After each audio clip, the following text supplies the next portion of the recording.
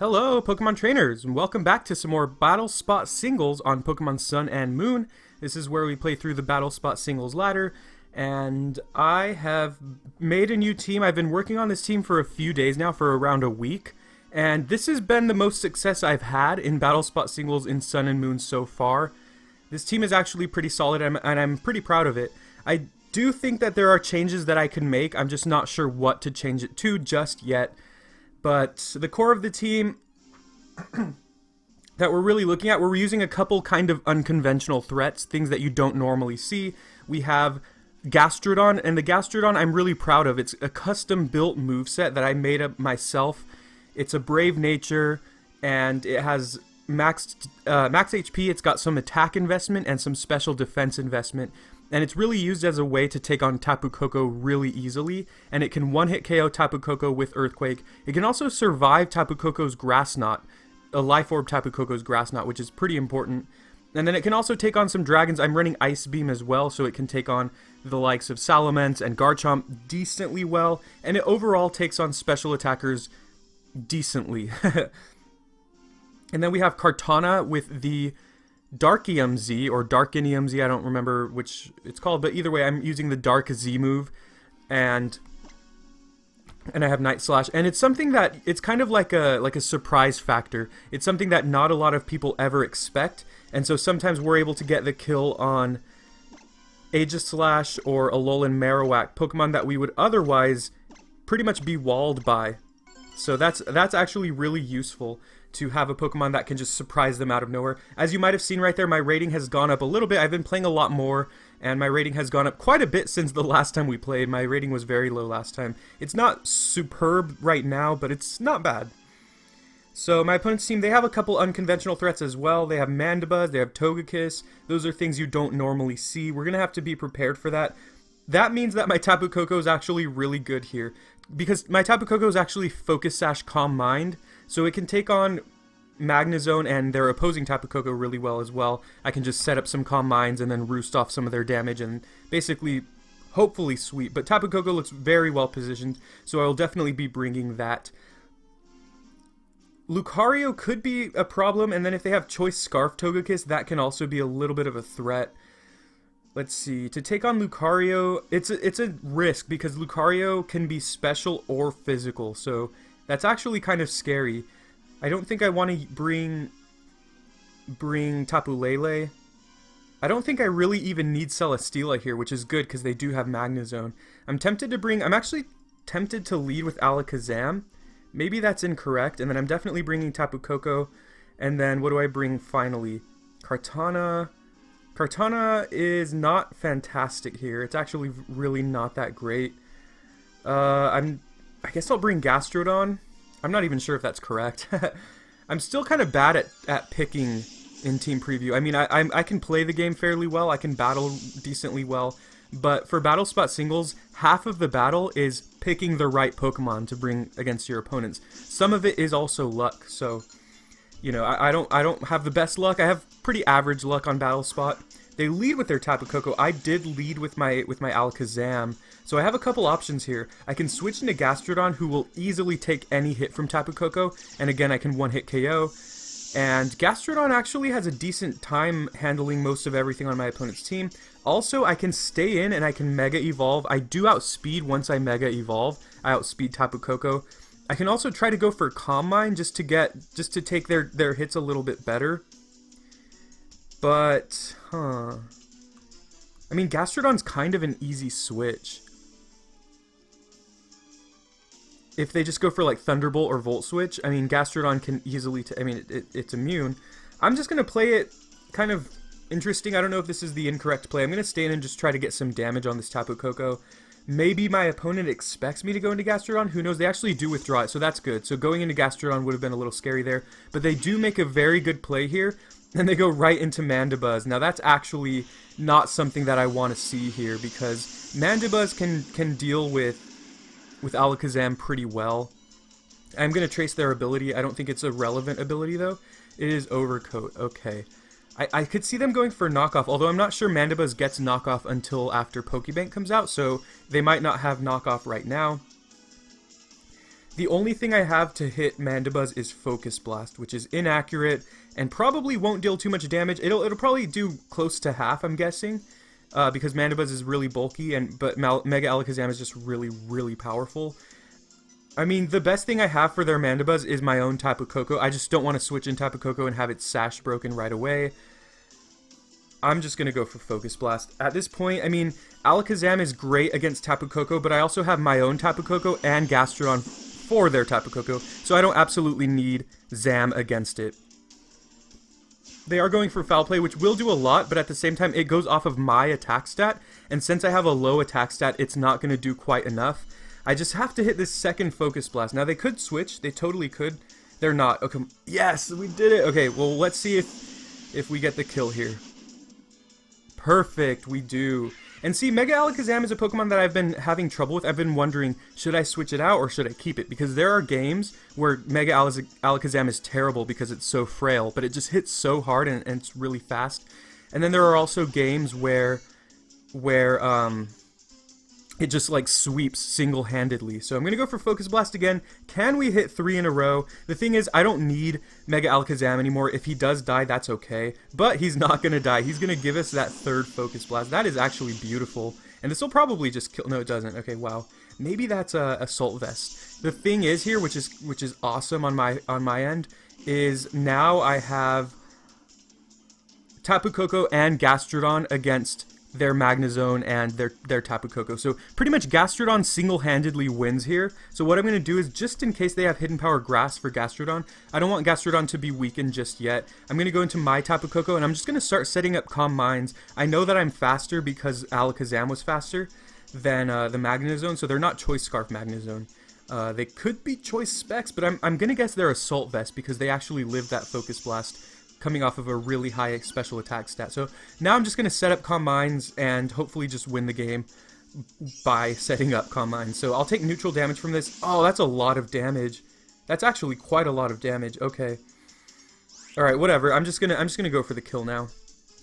I didn't know, especially if they're Assault Vest, I'm not sure that Thunderbolt would kill, but oh man, that was so close.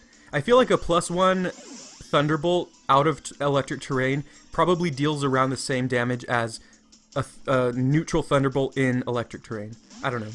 Either way, we are at +1 special defense. If we win the speed tie here, that can go really nicely for us. I am just going to go for Recover here. If they have Calm Mind, that's... Okay, the biggest scary thing is if they have Calm Mind and Grass Knot, because it means if they set up enough, then they can probably one-hit KO our Gastrodon with Grass Knot. But whatever. Okay, they go for Dazzling Gleam. If we die, that's okay, because I do have Gastro. And we do die. We don't live. Yeah, so that was a speed tie there, unless they're Scarfed. If they're Scarfed, then I win anyway, because Dazzling Gleam is not going to be dealing a lot to my Gastrodon. And again, I'm running enough attack EVs to make sure that I one-hit KO Tapu Koko with Earthquake. Unless they're defensive, which, I mean, you see all kinds of weird... Okay, they're going for Grass Knot. Like I said, I have enough EVs to live a Grass Knot. Oh man, okay, that's actually a really awkward position. If they're Focus Sash, I actually lose. Oh man, this is rough. They're not Focus Sash. Perfect. That was like a 50-50 there. See, it was an awkward thing. I lived that too well. I have Fiji Berry, which means that if I get down to like 25% of my health, then it activates and I actually restore 50% of my health. So I actually wanted them to hit me lower, but at the same time, Grass Knot probably would have 2-hit KO'd regardless. Well, yeah, it would have 2-hit KO'd regardless, so it doesn't matter. We ended up winning that fight thanks to our specific Gastrodon. Gotta love it, gotta love it. I will save a battle video of that. I've been trying to save videos where I win and videos where I lose, just so I can kind of look over them in the future and maybe learn something from them and learn, like, maybe I shouldn't have done this, or maybe I should have done this a little bit better, stuff like that.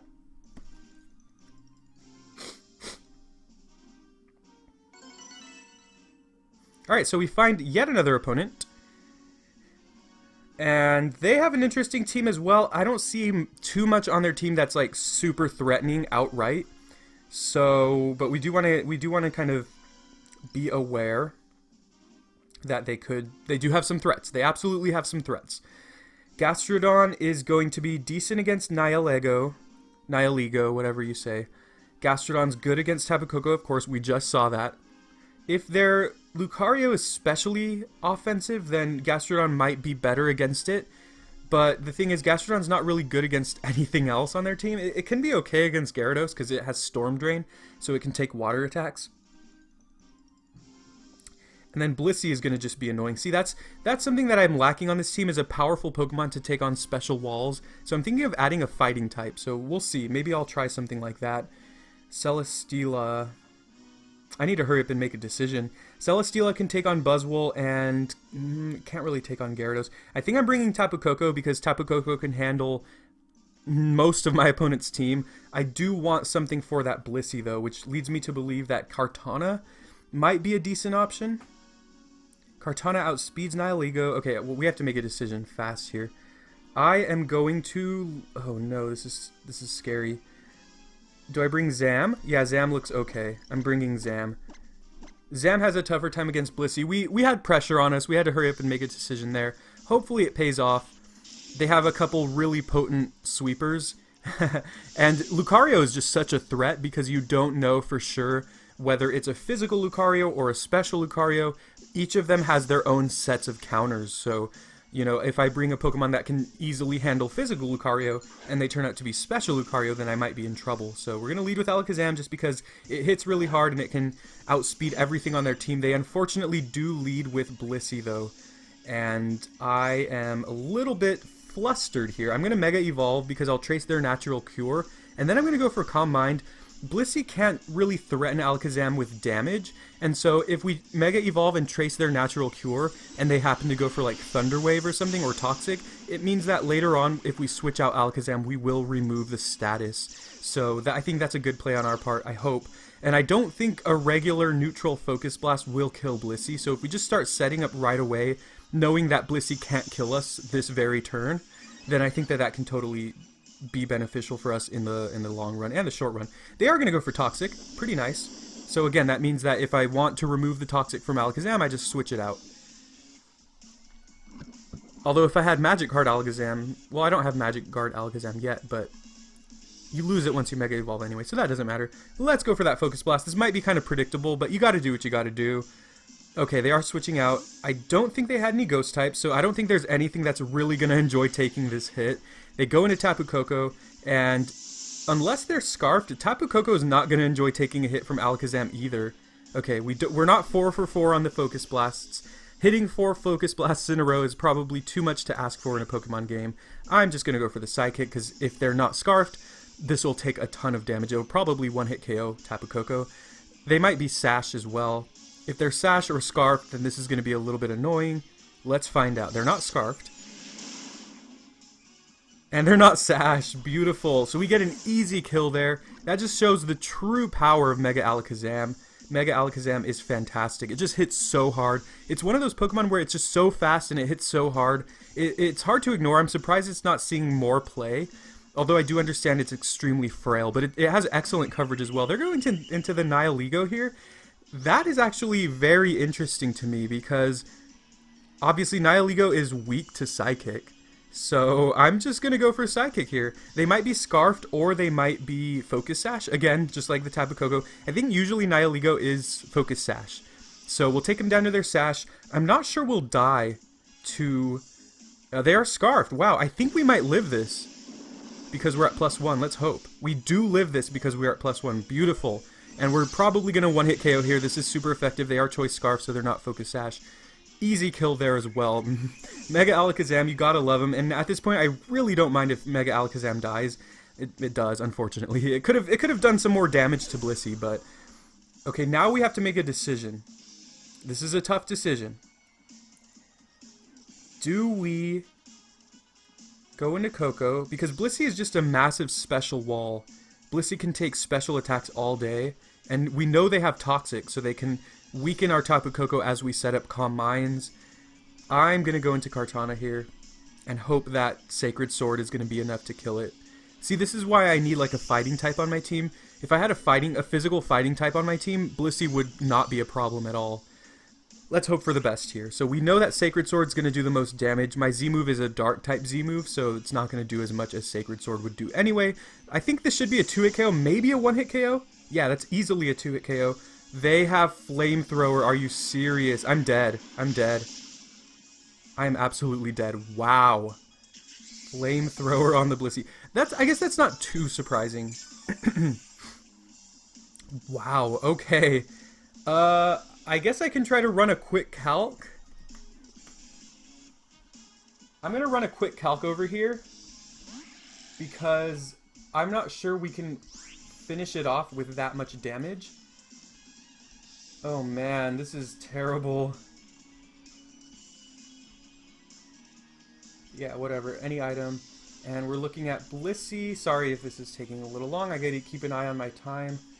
Okay, so... Oh, man. Yeah, so Thunderbolt in electric terrain is doing about 20 to 24%. So we have to start setting up Calm Minds. What about +1?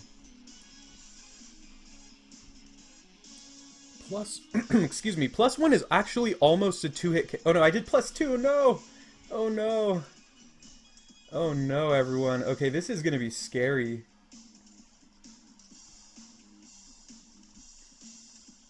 +6 Tapu Koko is almost a 1-hit KO.